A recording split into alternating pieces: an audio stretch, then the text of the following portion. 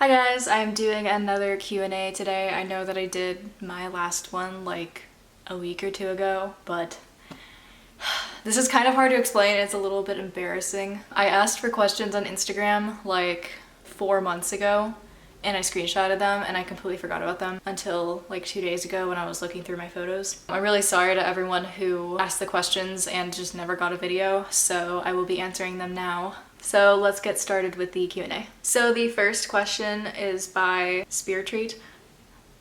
That's my partner. I actually don't know if I'm saying the username right. Have I been like thinking it wrong this whole time?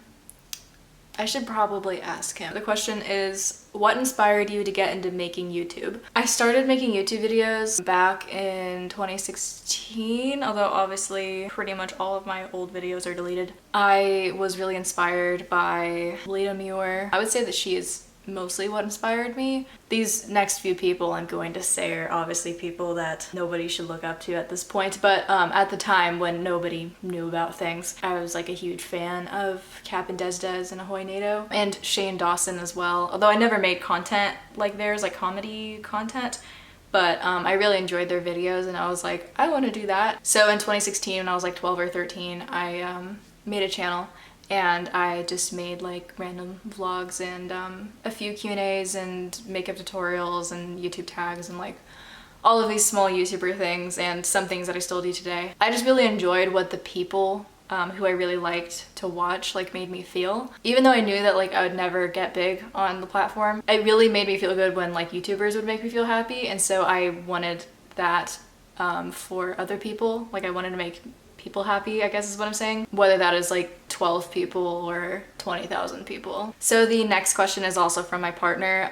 It is, what initially got you into emo scene culture? I don't really know actually. I used to say that it was like, oh, it was like Lita Muir, because I was like really inspired by her when I was younger, but I know that when I was young, like way too young to be on Tumblr, like probably 9, I'm not joking, around 2013, 2014, emo was still like pretty alive. So I think I might have like ran into post there and just kind of fell down a rabbit hole. I think at some point in like 2013 I found Lita Muir and Cap and Des and Ahoy Nato, who are like emo people. I know that every like alternative person says this, and this is kind of like cliche, but I've always been, I think what goth people say, like darkly inclined. I always, ever since a young age, like wore black. I was just attracted to like colored hair and piercings and tattoos when I was little. I think that as soon as I found like alternative subcultures, I just kind of got attached to them. But yeah, I have no idea what actually got me into emo scene stuff, because ever since I can remember I just knew about it, but probably Tumblr when I was like 9, but it could have been other things. The next question is by Levi_who. I'm sorry, I don't know if I'm saying that right. You're really nice though, and I love the Discord server.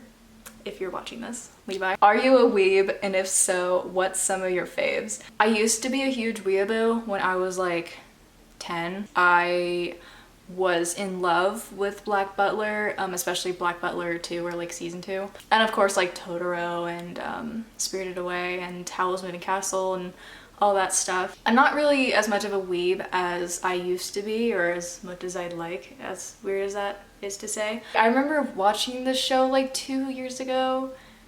I will put the name somewhere out here because I can't remember exactly what the name was, but it was like this girl who's like, she wears like this cape thing. She turns into a chibi and it's kind of like a hamster, and she's like really bratty.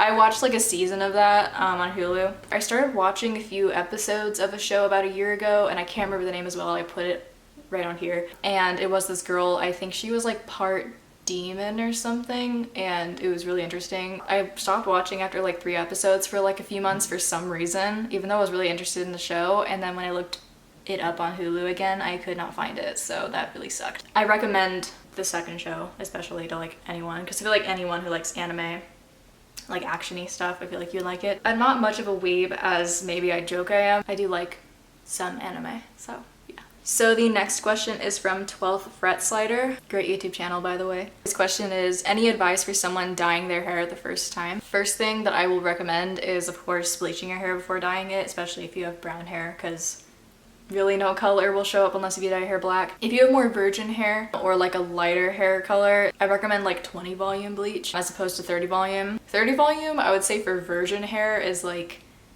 for dark hair, or 30 volume is like used for trying to get like dyed hair out because it's a lot harder to lift. So I do recommend bleaching your hair beforehand. Make sure that you put towels down everywhere and that you wear gloves, because you may think like, oh, I can just do it with my hands, because especially if it's like just semi-permanent dye, like, oh, it won't hurt me.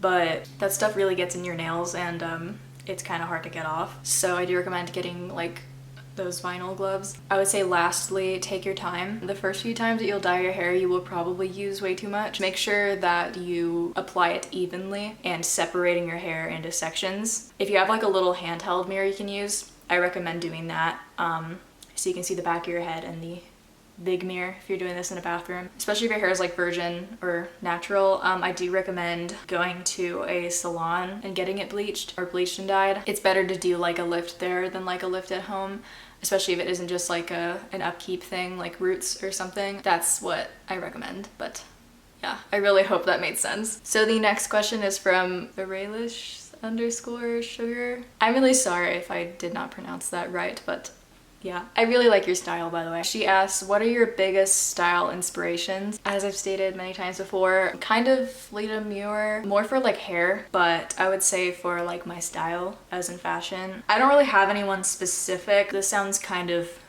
pathetic, but when I go on Yes Style, which is where I buy a lot of my clothes, I just look at the pictures of the people who are like modeling the clothes and I see what else they're wearing. Not gonna lie, that's like how I base most of my fashion.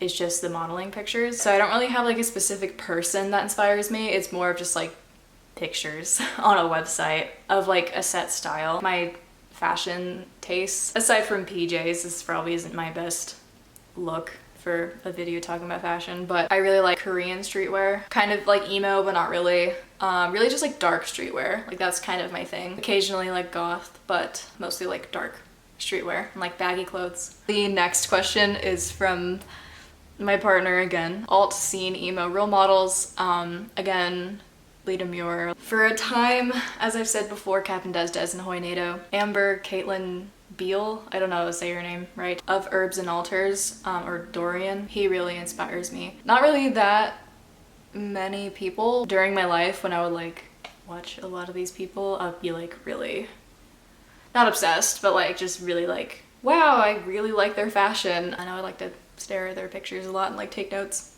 Mental notes, obviously. Next question is from Scorpions. What makes you feel confident? Not gonna lie, I don't feel confident like most of the time. But I feel like that's like what everyone says. Truly, it's just fake it till you make it. I know that everyone hates hearing that, but it is true. If you've seen other videos of mine, I have struggled with an ED. And I'm very socially awkward. I'm actually like, a lot of people don't know this about me, but I'm actually very isolated socially. I only talk to around 2 people outside of my family. It's not like anything that they're doing. It's just me, because I don't really, it's not really that I lack confidence, it's more of that I'm just really socially awkward and I just prefer not to talk to people. But sometimes when I do feel confident, it's actually just like dressing up. That's kind of part of like the fake it till you make it thing for me. I would say that like the days that I'm like kind of more depressed, if I like just get dressed and like put makeup on even though I'm not going anywhere, that actually makes me feel really good, because I feel very put together and productive. I would say like faking it till you make it and doing productive things can make you feel confident. But confidence is something that I have struggled with like all of my life. I do know what makes me feel confident sometimes, and so when I'm struggling, I will go to those things to help me feel better. So I hope that helps. So the last question is from Rose E. Lawrence. What is your daily routine like? Not gonna lie, quarantine has like really made things really dull in my life, but probably other people's lives as well, obviously. A daily routine for me is getting up like the second that my first class starts, lazily going through the school day, watching Golden Girls at like 6 or 7, then I do my homework. Of course I eat during the day. I don't know what I eat, but I do. Most of the time I can't remember what I ate during the day, which is a little weird. But I know that I ate, and I ate a lot. That's what I know, but I can't remember what I eat usually. Wow, this really like derailed.